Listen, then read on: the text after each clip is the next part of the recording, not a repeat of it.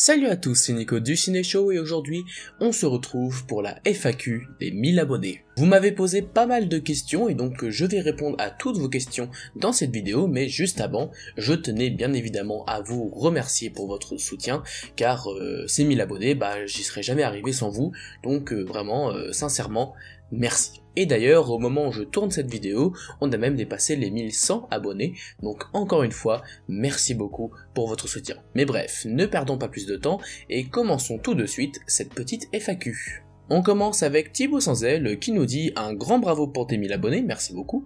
Et puis ma question, qu'est-ce qui t'a donné envie de te lancer sur YouTube? Alors, pas mal de gens m'ont posé cette question, forcément. Je dirais que c'est les projets que j'ai menés au collège ou bien au lycée qui m'ont donné envie de parler de cinéma. Parce que si vous voulez tout savoir, au collège j'organisais un ciné-club en 4ème, où en gros je parlais de certains films peu connus, où on essayait de trouver des faux raccords, ce genre de choses, et j'avais même réalisé un petit court-métrage que je peux pas vous montrer parce que je ne sais pas trop où il est, et au-delà de ça, le droit à l'image, j'ai un droit à l'image pour les personnes qui sont dans ce court-métrage. Donc j'ai fait ça au collège, puis ensuite, durant le lycée, il se trouve que mon lycée organisait des journées radio, où en gros on organisait des émissions, où par exemple, moi, j'organisais une chronique cinéma. J'ai notamment parlé des Oscars, de certaines sorties, j'ai même fait un sujet sur le cinéma d'animation qui me tenait beaucoup à cœur, qui me tient encore à cœur. Enfin voilà, c'était très enrichissant comme expérience, et en plus j'ai eu de super, enfin c'est pas des profs, mais en tout cas des personnes qui m'ont accompagné dans ces projets.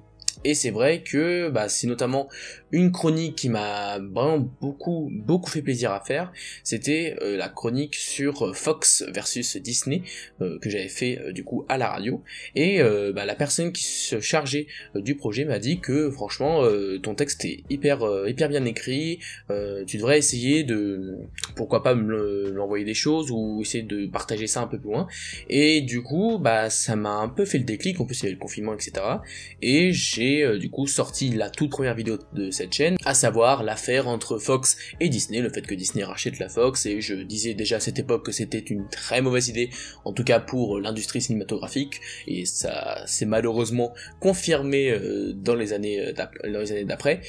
Mais il n'empêche que voilà, c'est au final ce qui m'a donné envie de parler de YouTube, et c'est peut-être aussi le fait que dans mon entourage, il n'y a pas beaucoup de monde qui sont autant fans de cinéma que moi, et j'avais peut-être envie de parler de cinéma avec d'autres personnes que je ne connais pas forcément, dont vous faites probablement partie. Ensuite, on a Yann Olivier qui nous dit salut, je te suis depuis pas très longtemps et j'aime beaucoup ce que tu fais, merci. Et je voulais savoir qu'est-ce qui t'a poussé à te lancer sur YouTube, et pourquoi une chaîne cinéma alors que ce n'est pas du tout ton parcours scolaire actuel. Continue comme ça, félicitations pour les 1000 abonnés, et bonne chance pour la suite, merci à toi. Alors la raison qui m'a poussé à me lancer sur YouTube, du coup vous la connaissez, mais pourquoi j'ai fait une chaîne cinéma alors que ce n'est pas mon parcours scolaire, parce qu'effectivement je suis en licence d'histoire, donc c'est vrai que ça peut sembler étonnant, tout simplement parce que le cinéma reste ma passion principale, c'est juste que l'histoire c'est quelque chose qui m'intéresse en dehors, et j'essaie d'ailleurs de manière générale de lier mes deux passions, c'est-à-dire de parler de films historiques, par exemple dans des exposés, je faisais souvent ça au lycée, et même un petit peu en ce moment en licence d'histoire, et voilà, après moi ça reste un loisir. Évidemment que dans mes rêves absolus, j'aimerais beaucoup faire de cette chaîne YouTube mon métier, mais pour ça il faudrait que j'ai vraiment beaucoup d'abonnés, beaucoup de vues, et c'est pas à la portée de tous, donc voilà, ça reste une utopie, et j'aimerais quand même avoir un métier stable, et j'aimerais du coup devenir professeur d'histoire géo au collège-lycée, et donc c'est pour ça que je fais une chaîne cinéma, même si c'est pas mon parcours, parce que ça reste avant tout ma passion principale. Même si ça peut m'arriver dans le futur de vous parler un peu de films historiques, ça je m'interdirai. Ensuite, le geek Jordi qui nous dit hello Nico, félicitations pour les 1000, merci. Quel est selon toi le meilleur générique d'une série? Et ensuite, quel est ton métier? Merci à toi si tu réponds. Alors, mon métier du coup, je suis en licence d'histoire, comme je l'ai dit précédemment. Et selon moi, quel est le meilleur générique d'une série? Alors, vu que je regarde très peu de séries, c'est assez difficile de répondre parce que, voilà, je n'ai pas beaucoup vu de séries dans ma vie, mais parmi celles que j'ai vues, je dirais Dark. Le générique de Dark est excellent, le générique d'Arcane est excellent également, il y en a plein d'autres dont je me rappelle pas, mais là comme ça, je dirais Dark et Arcane, voilà. Mais je ne saurais pas trop dire entre les deux lequel je préfère, je dirais peut-être plus Dark, parce que l'ambiance du générique est vraiment ouf, la musique surtout. Donc ouais, je te dirais Dark, même si j'ai pas encore fini la série, que j'ai vraiment envie de la finir, mais je ne prends pas le temps de la finir, mais ce sera fait bientôt. Et j'espère avoir pu répondre à ta question. Ensuite, on a Arnaud Attier qui nous dit « Salut Nico, je te suis depuis pas mal de temps, félicitations de ce parcours, tu vas les avoir les 1000 abonnés et encore plus, t'inquiète pas, tu fais du contenu de qualité, merci beaucoup. J'aurais 2 questions, quel est ton film préféré de ton réalisateur préféré? Question idiote peut-être, mais qui mérite d'être posée. Et deuxième question, vas-tu nous proposer de nouveaux contenus tout aussi sympas et peut-être surprises? En tout cas, ne lâche rien, il faut continuer ta passion qui est la mienne aussi. » Bah, moi c'est le but, c'est mon but également. Alors il n'y a pas de question idiote, bien au contraire, et mon film préféré de mon réalisateur préféré, alors c'est assez compliqué à dire, parce que j'ai pas vraiment un réalisateur préféré. En fait il y a pas mal de réalisateurs que j'aime beaucoup, mais c'est pour des styles différents, et il n'y en a pas un vraiment où genre je suis totalement conquis par tout son travail. Ce qui fait qu'il n'y a pas non plus un réalisateur qui ressort du lot pour moi. Mais après, parmi ceux que j'aime, il y a évidemment Steven Spielberg, Christopher Nolan, en moins connu, il y a Joseph Kosinski, parce qu'il a réalisé que 2 films, et ces 2 films sont excellents. Il a fait Tron Legacy, qui est l'un de mes films préférés, et Oblivion. Après, de manière générale, c'est pas un réalisateur, mais c'est plus Pixar, finalement. Le studio Pixar, qui, pour moi, n'a jamais fait de mauvais films, c'est un petit peu eux qui font les films que j'adore, donc c'est pas vraiment réalisateur, mais voilà, je le considère un peu comme tel. Mais si je devais choisir mon film préféré de Spielberg, par exemple, je dirais soit... Alors c'est difficile parce qu'il en a fait tellement de bons, peut-être La Guerre des Mondes, il y a Soldat Ryan aussi, il y a Les Aventures de Tintin. Je dirais ces 3-là sont mes préférés de Spielberg, La Guerre des Mondes, Il faut sauver Soldat Ryan et les Aventures de Tintin. Il en a fait tellement de bons que c'est assez difficile à choisir, et parmi ces 3-là, honnêtement, j'arriverais pas trop à choisir. Je suis désolé, mais... peut-être La Guerre des Mondes. Mais... c'est difficile à choisir, parce qu'ils sont très différents. Et pour ce qui est de Christopher Nolan, par contre, c'est clairement Interstellar, qui était pendant longtemps mon film préféré, et qui reste l'un de mes films préférés all time. Et ensuite, est-ce que je vais proposer de nouveaux contenus tout aussi sympas et peut-être surprises? Bien sûr, j'envisage de nouveaux formats, notamment un qui devrait arriver très prochainement, qui est en gros une vidéo de découverte d'une saga, d'une trilogie, dans le cas de la vidéo qui va arriver bientôt, mais ouais, j'ai d'autres petites idées par-ci par-là, mais en tout cas il y a un format qui va arriver très prochainement. Sinon, il n'y a pas de format régulier auquel je pense, en tout cas qui arrivera très bientôt. Mais par contre, je pense certes à 2-3 petits projets qui pourraient arriver prochainement, mais pas tout de suite, ça c'est sûr. Donc voilà, il y a juste un format qui arrive très bientôt. Ensuite, Surpuissant qui nous dit « Salut Nico, félicitations, bah merci. Parmi les critères de choix pour l'achat d'un film en format physique, lesquels sont les tiens par ordre de priorité? Qualité artistique de l'œuvre, qualité technique de l'image et de son, le format Blu-ray 4K, upgrade ou non c'est disponible, et le format du boîtier amarré Digibook, Steelbook, Metal Pack. Merci et à plus. » Alors il est évident que si je peux, j'essaie de choisir un bon film, quand même. Donc qualité artistique de l'œuvre c'est quand même... le plus important, hein. Si c'est un film que j'adore, c'est important pour moi de l'acheter. Après la qualité technique, je fais pas trop gaffe parce que j'ai pas encore un matériel son incroyable, mais j'ai jamais eu trop de problèmes là-dessus parce que il y a des fois où tu te rends compte à quel point un Blu-ray est très bien fait au niveau du son notamment. Il y a une très bonne piste son, mais c'est pas un truc auquel je fais particulièrement gaffe. Pareil pour Blu-ray 4K, alors oui, j'achète de temps en temps des 4K parce que plus tard je veux un matériel 4K et je trouve les boîtiers plus jolis. Mais pour ce qui est des disques, par exemple, ça, je m'en fiche un peu. Enfin, c'est plus du Blu-ray en ce moment, forcément. Et du coup, le format du boîtier, par contre, c'est vrai que j'aime bien les Steelbook à choisir, ou les Digibook, c'est vrai que c'est très joli. La marée, c'est vraiment le truc de base. Après, si vraiment il faut classer par ordre de priorité, je mettrais qualité artistique de l'œuvre en premier, le format du boîtier en deuxième, la qualité technique en troisième, et le format Blu-ray 4K en quatrième. Voilà. Ensuite, Nightmare Chronic Cinéma qui nous dit GG pour les 1000 poteaux, merci à toi.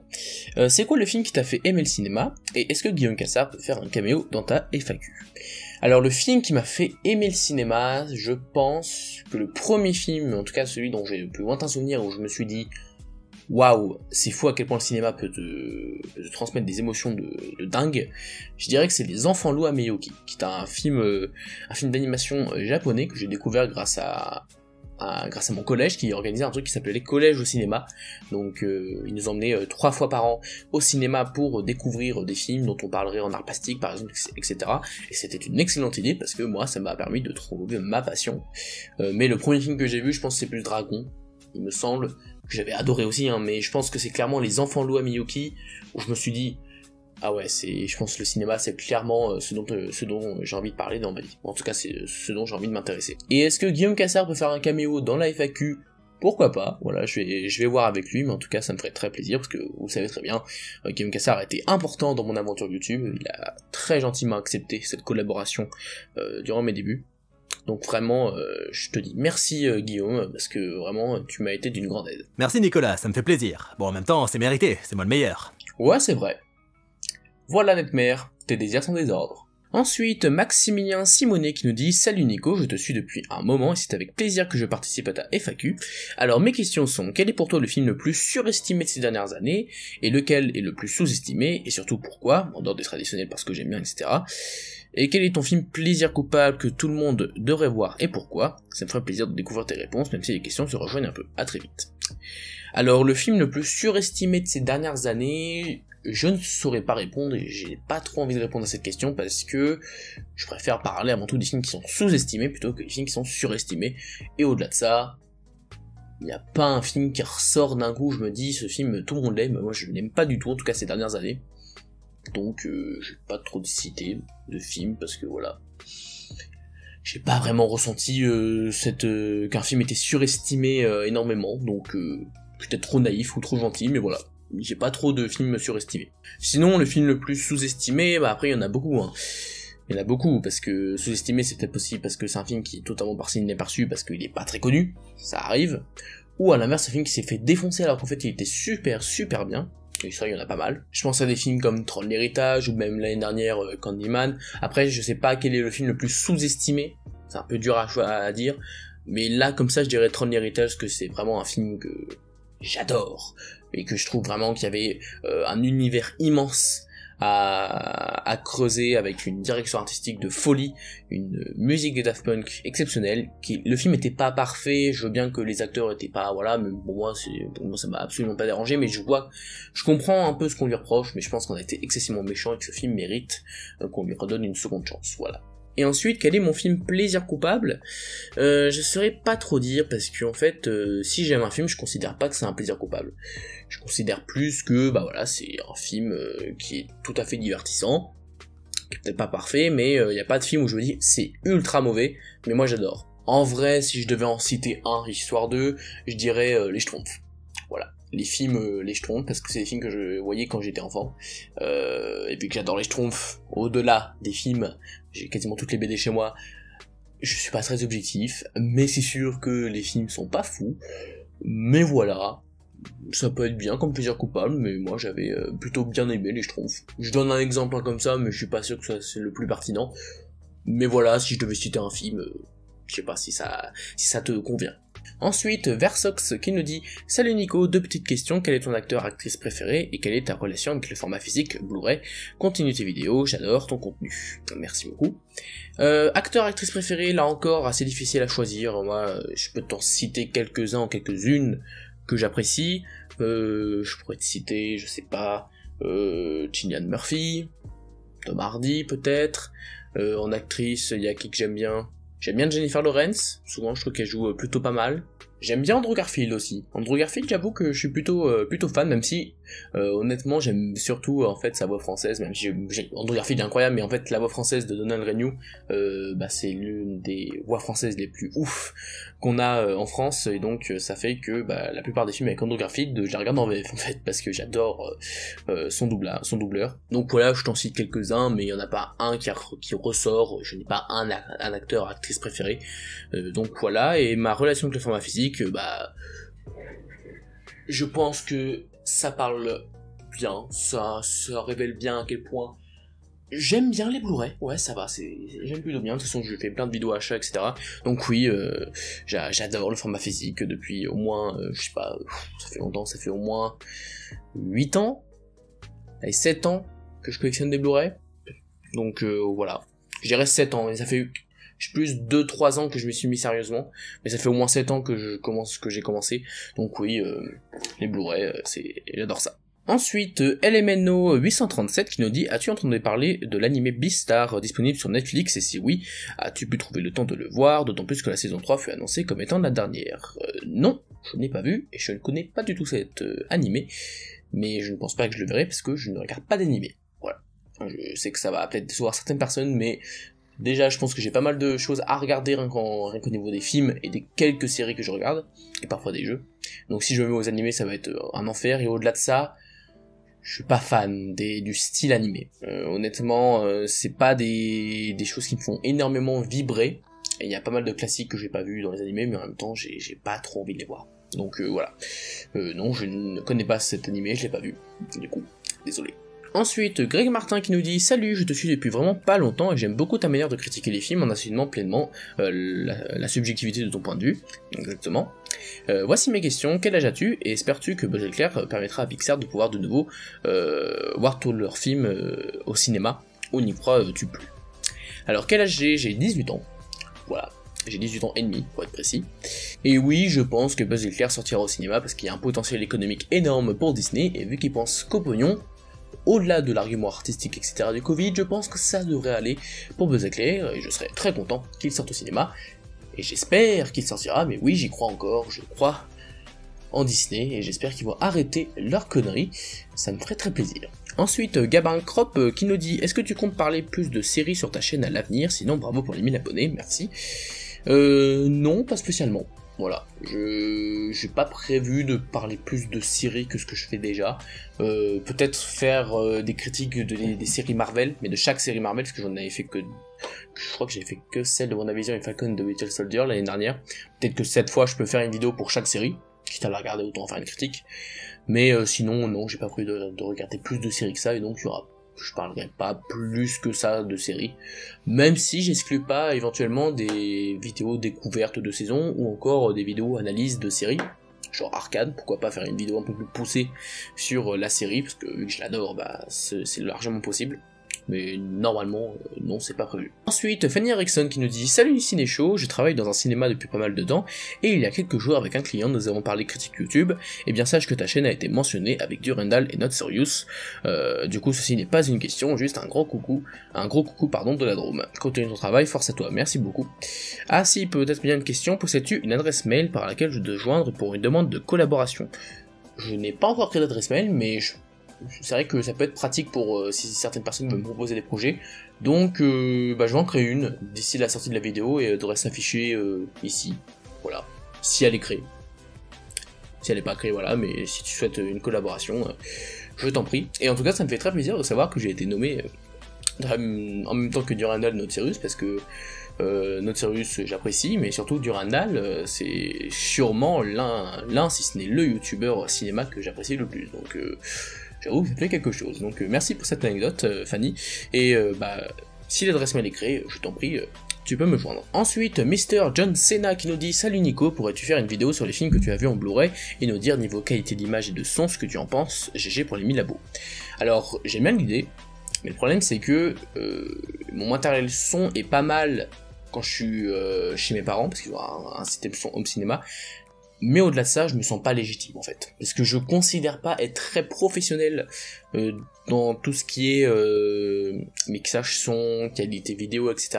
Je suis pas un spécialiste, par exemple comme Durandal qui lui, il te chope des petits détails par-ci par-là, ultra précis, mais ce qui est assez intéressant, mais moi non, je n'ai pas cette faculté-là clairement, et au-delà de ça, je suis pas sûr que ça soit intéressant, pour vous en tout cas, et même pour moi, donc voilà, je pense pas. Mais l'avenir, je ne ferme pas la porte à ça, mais je pense pas. Ensuite, Lucas Dir Yenso qui nous dit « Salut Nico du Ciné Show, petite question, que penses-tu des trilogies, voire des sagas en général, et quelle saga t'a le plus marqué, vive le cinéma et les Blu-ray ?» Je suis d'accord. Qu'est-ce que j'en pense? J'ai pas d'avis particulier, parce que voilà, hein, si vous avez un projet de trilogie, tant mieux. Si vous avez un projet de saga, tant mieux. À la limite, le seul truc un peu dommage, c'est que le modèle du MCU, par exemple, est plutôt cool parce qu'on revoit des personnages dans d'autres films, donc voilà, c'est vraiment comme si c'était un format sériel. Mais le problème, c'est qu'il y a deux problèmes à ça, c'est que il y a certains films qui ressemblent beaucoup trop à des épisodes filler, entre guillemets, c'est-à-dire qu'il se passe pas grand-chose, qui font vraiment avancer l'histoire du MCU, donc parfois c'est un peu dommage, et aussi ça limite un peu la créativité de certains auteurs. Bon, même si ces derniers temps j'ai l'impression que Marvel s'améliore, de ce point de vue-là, avec les Éternels, ou même Shang-Chi, je trouve qu'il y a quand même il y a une amélioration à ce niveau-là, mais voilà. À la limite, c'est le seul truc que je pourrais dire sur une saga. Et quelle est ma saga préférée?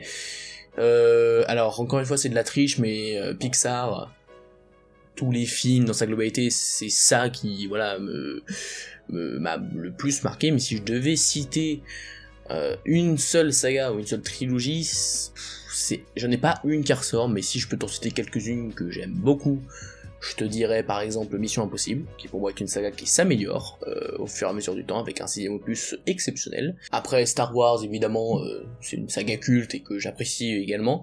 Harry Potter aussi, c'est très très cool. Et dans les plaisirs coupables un peu, je pourrais peut-être dire Fast and Furious, voilà, qui sont des films devant lesquels je passe un très bon moment, surtout les derniers honnêtement. Donc voilà. Mais j'ai pas une saga en particulier qui m'a vraiment touché. Peut-être Dragon aussi, qui était excellent. Ensuite, Elifra qui nous dit simple question, un petit top 5 de tes réalisateurs préférés. Alors encore une fois, un top ça va être compliqué, parce que je n'ai pas un qui ressort. J'arrive pas à faire un classement. Mais si je devais en citer 5, alors je citerais Spielberg, Nolan, Zack Snyder, Joseph Kosinski, et en 5ème, Damien Chazelle. Voilà. Damien Chazelle, c'est vraiment j'ai vu les 3 films qu'il a réalisés, pour moi les 3 sont des chefs-d'œuvre. Voilà. Mais c'est très subjectif, mais vraiment je pense que à la limite, tu vois, là maintenant je dirais que c'est Damien Chazelle qui a fait qui est limite mon réalisateur préféré, parce que tous ces films je les adore, mais vraiment. Que ce soit Whiplash, La La Land ou First Man, c'est pour moi que des chefs-d'œuvre, donc pour l'instant il a fait un sans faute pour moi. Donc voilà.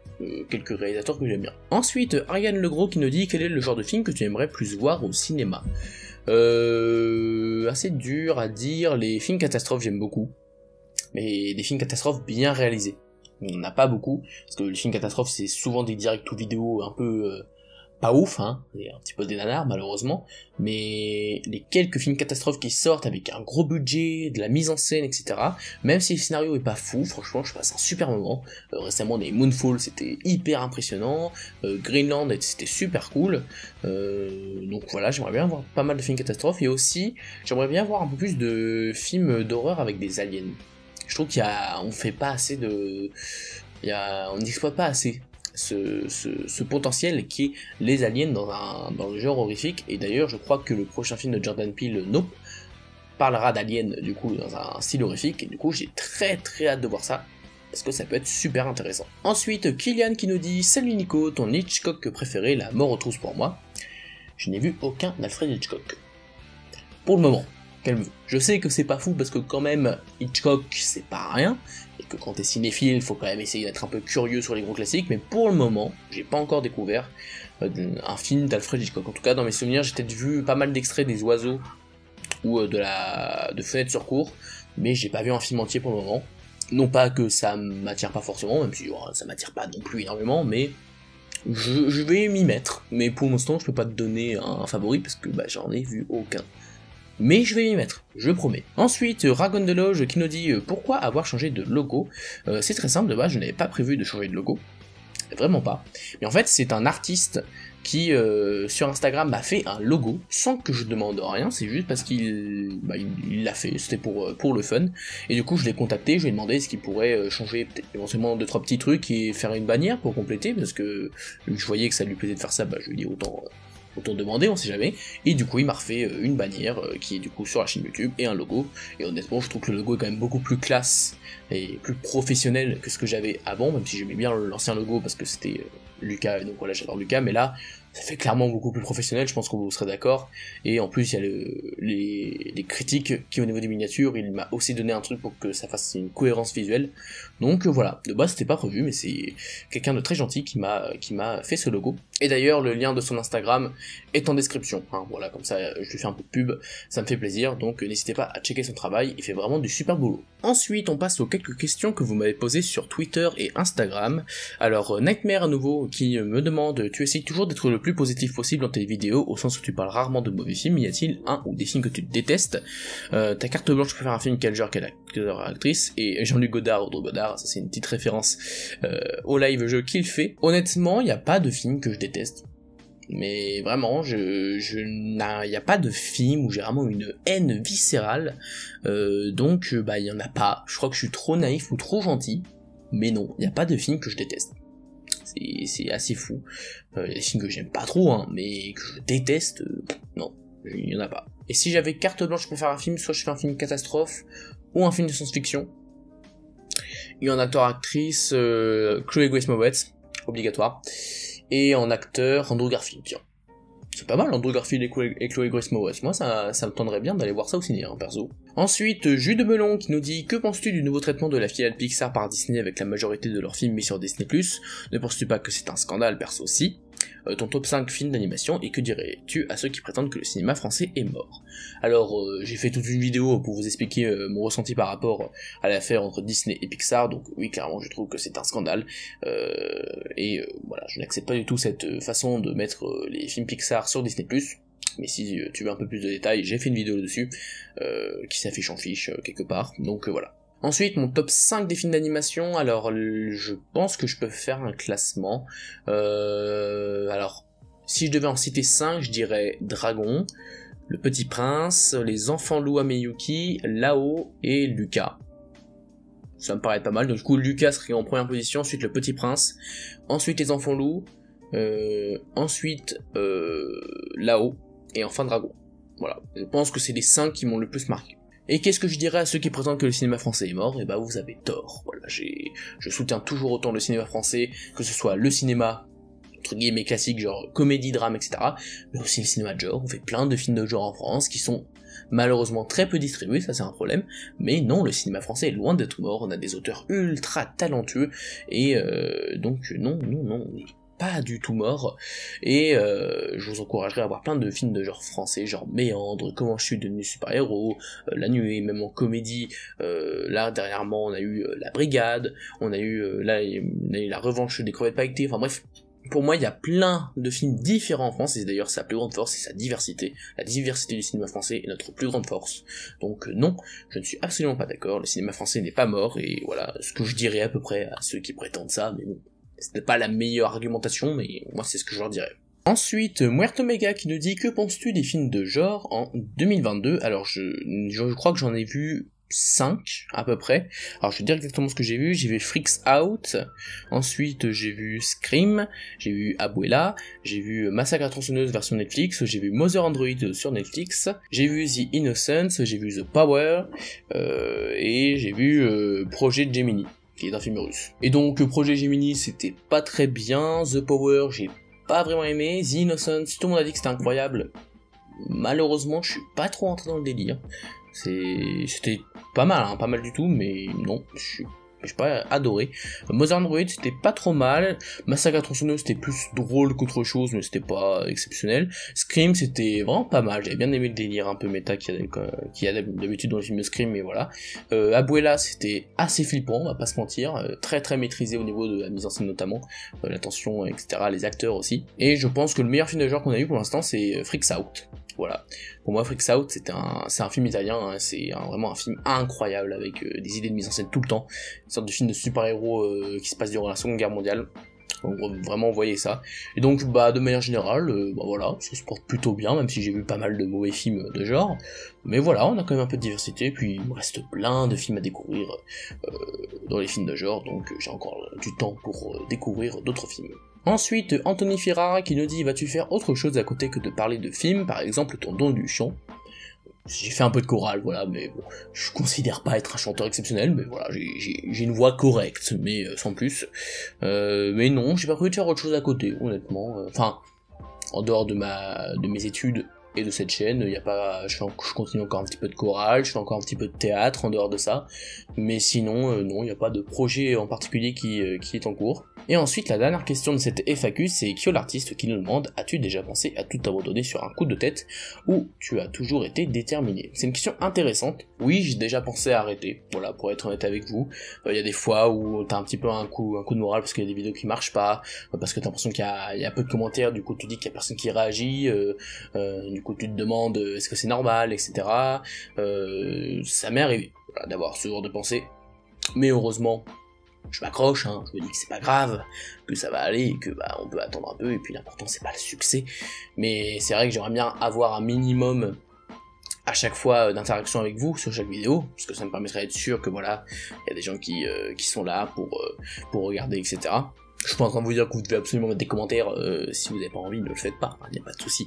Mais voilà, c'est juste des fois ce petit ressenti, hein, voilà, qui passe de temps en temps. Mais voilà, honnêtement, dans l'ensemble, j'ai quand même réussi à garder la motivation de faire cette chaîne YouTube. Et bah écoutez, j'espère que ça va durer aussi longtemps que possible, et bah vous m'aider entre guillemets à atteindre cet objectif personnel que je me suis fixé de rester un minimum régulier, même si ce sera pas toujours le cas, mais voilà, j'aimerais vous me donner un petit peu la motivation, et donc encore une fois je voudrais vous remercier pour votre soutien, pour les 1000 abonnés, même les 1100 au moment où je tourne cette vidéo.